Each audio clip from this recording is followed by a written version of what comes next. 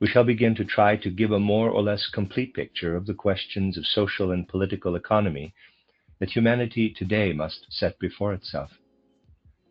The subject of economics, as we speak of it today, is in reality a very recent creation. It did not arise until the time when the economic life of modern peoples had become extraordinarily complicated in comparison with earlier conditions. As this course is intended primarily for students of political economy, it is necessary, by way of introduction, to point out this peculiarity of the economic thinking of today. After all, we need not go very far back in history to see how much economic life has changed, even during the 19th century. We need only consider this one fact. England, for example, already had, during the first half of the century, what was practically speaking the modern form of economic life.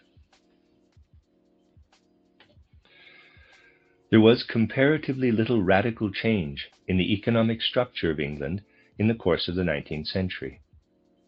The great social questions that arise out of economic questions in modern times were being asked in England as early as the first half of the 19th century.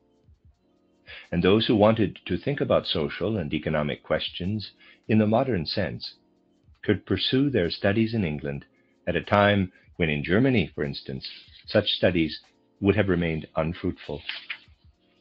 In England, above all, the conditions of trade and commerce on a large scale had already come into being by the first third of the 19th century. Through the great development of trade and commerce in the economic life of England, a foundation was already there in the form of trade capital. In England, there was no need to seek for any other starting point for modern economic life.